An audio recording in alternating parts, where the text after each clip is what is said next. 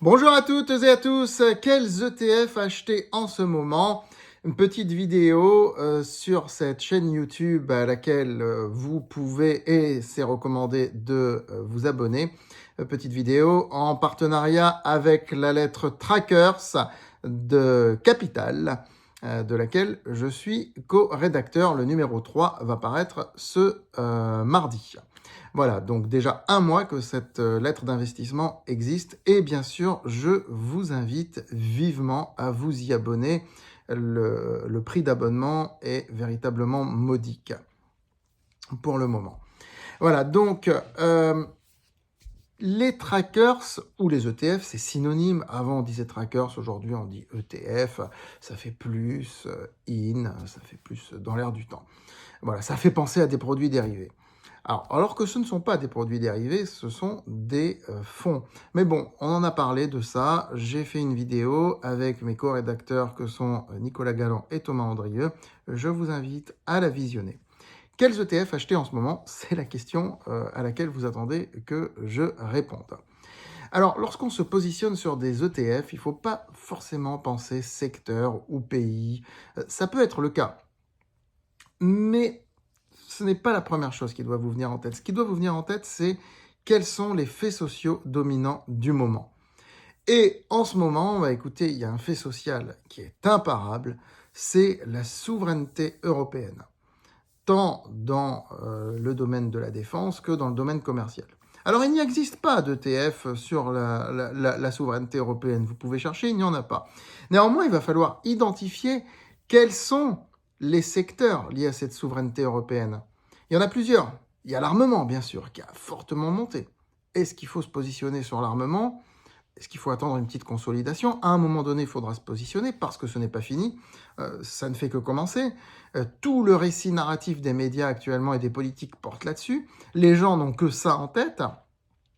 Les gérants de fonds qui font le marché, ne l'oublions pas, sur les actions, et les ETF, ce sont des paniers d'actions. Donc, ils sont là-dessus à fond en ce moment, sur l'armement. Les PER ont été upgradés, ont été rehaussés sur toutes ces valeurs, parce que le statut social des valeurs d'armement a grimpé. Aujourd'hui, ça fait mieux de dire dans mon portefeuille j'ai une valeur d'armement que j'ai une valeur de luxe. Le luxe n'est plus à la mode. C'était la mode il y a 2 ans, il y a 3 ans, ce n'est plus la mode aujourd'hui. Voilà, donc il faut essayer de comprendre ces modes. Alors, je ne donnerai pas de réponse ici, mais la souveraineté européenne, elle se décompose en plusieurs domaines. Il y a l'armement, il y a l'énergie, il y a les télécoms, il y a les circuits courts. Après tout, les sociétés qui fonctionnent en circuit court, c'est-à-dire entre pays d'Europe ou à l'intérieur d'un même pays, finalement participent à cette souveraineté européenne.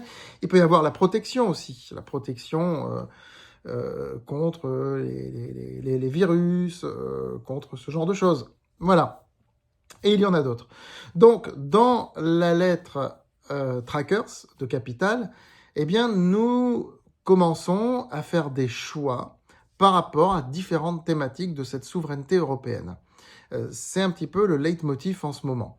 Voilà, donc je répète, les trackers à acheter en ce moment, les ETF si vous préférez, sont des ETF liés à ces domaines de la souveraineté européenne. Alors évidemment, il faut repérer ce qui n'a pas encore trop monté, ce qui est plutôt en début de hausse qu'en fin de hausse. Et c'est pour ça que dans notre lettre Trackers, il y a le jeune Thomas Andrieux, qui est un spécialiste des cycles économiques, qui écrit à chaque fois le positionnement des différents ETF par rapport au cycle économique. Tandis que Nicolas Galland, qui est spécialiste de l'analyse technique, puisqu'il anime la lettre Momentum sur Capital quotidienne, lui, il nous fait l'analyse technique des ETF. Pour ma part, j'amène tout le côté social, sociologique et économique. J'allais dire socio-économique, mais c'est vraiment ça. Voilà. Donc, je répète, souveraineté européenne. Et attention, quand on investit sur un ETF, en général, c'est pour du moyen terme ou pour du long terme.